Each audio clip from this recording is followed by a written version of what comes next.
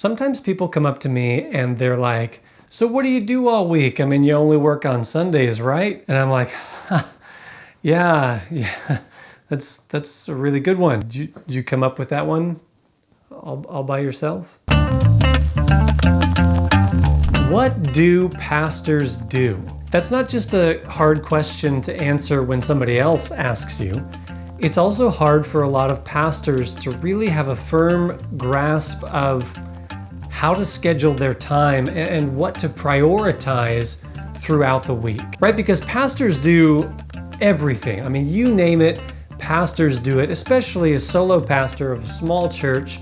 You're doing anything from preparing a sermon, recruiting volunteers, developing leaders, custodial work, HR, office administration. I mean, everything that needs to be done in an organization, at some point, you're going to be involved in doing it, whether you know how to do it or not. And so it's a big challenge for pastors to really hone in on those things that are most critical to their ministry as a pastor of a church. A few years ago, I was really struggling with this. I was having a hard time knowing what to prioritize and how to schedule my time during the week.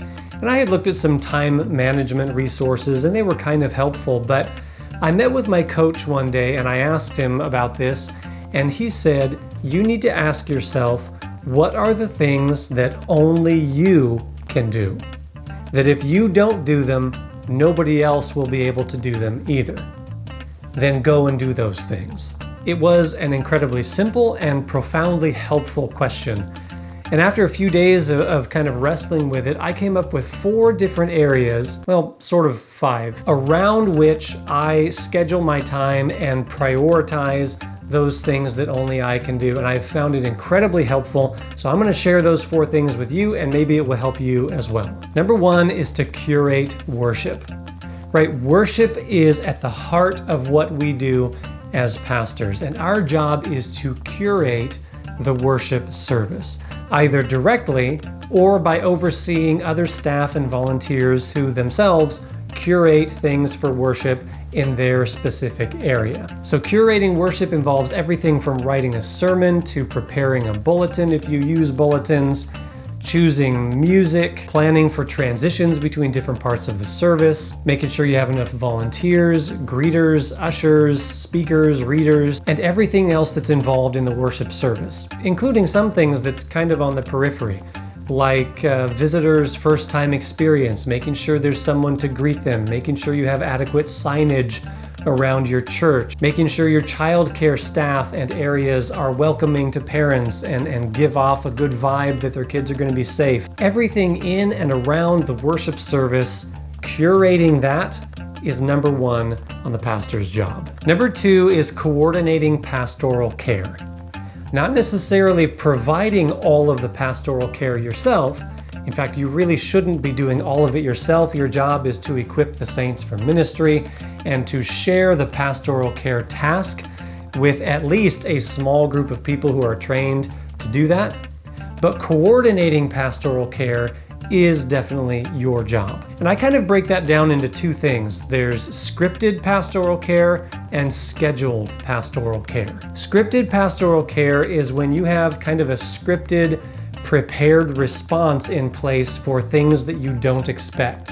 So you don't know when they're going to happen, but you know what to do when they do happen. So a sudden death in the congregation or something like that, you don't know when that's happening, but you have a plan in place for what to do. And so doing some of that yourself and coordinating that with others is part of that priority. But then there's also scheduled pastoral care for things that you can see coming, right? And so you can make a plan for how to provide pastoral care in those moments. I made another video here about ministry moments and how that has helped me approach pastoral care in terms of scripted versus scheduled, so you might want to check that out. Number 3 is developing leaders. No matter what structure you work in or what denomination you're a part of, you have other leaders in your church, and again, it's part of your job to equip those leaders, those saints, for ministry.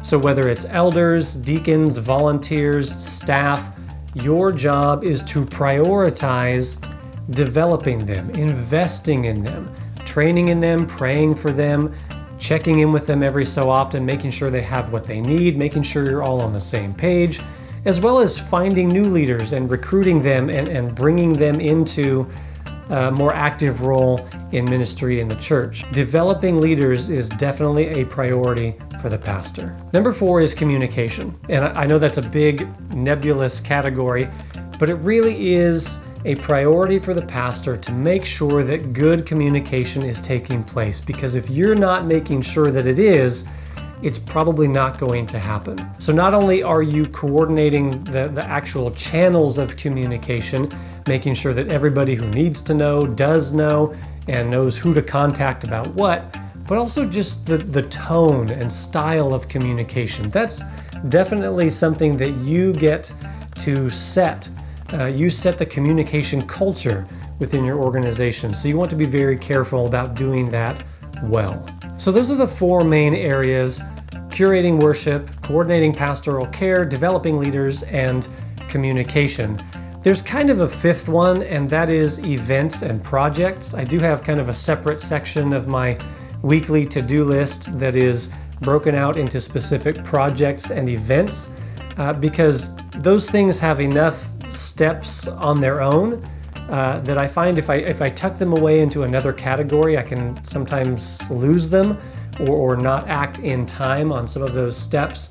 And so I like to break those out into a separate section where I can see the different projects and the deadlines coming up, and so I can give my attention to them in a kind of project management type of way. And I find that keeps me on task and helps me get those things done better. So what I do is every week I print off a brand new to-do list that is broken out into these categories, and then I carve out blocks of time on my schedule, on my calendar, where I am prioritizing one specific thing. So it might be 2 hours prioritizing the curation of worship, an hour coordinating pastoral care, and so on. Now, obviously there are lots of interruptions in ministry, but that's actually the whole point. That's why it's valuable to block out your time, because if you don't, then all you're gonna do for 2, 3, 4 hours every day is just respond to all these random interruptions and these things that are competing for your attention, because they're not gonna stop, they're not gonna go away. So you really need to carve out your time so that you can pay attention to the main thing during that block of time, and you're much more likely to get it done if you do. I have found this tremendously helpful. I hope that you do as well. If you like this video, be sure to hit like, subscribe to the channel, click the bell to turn on notifications, and I'll see you in the next one. Peace.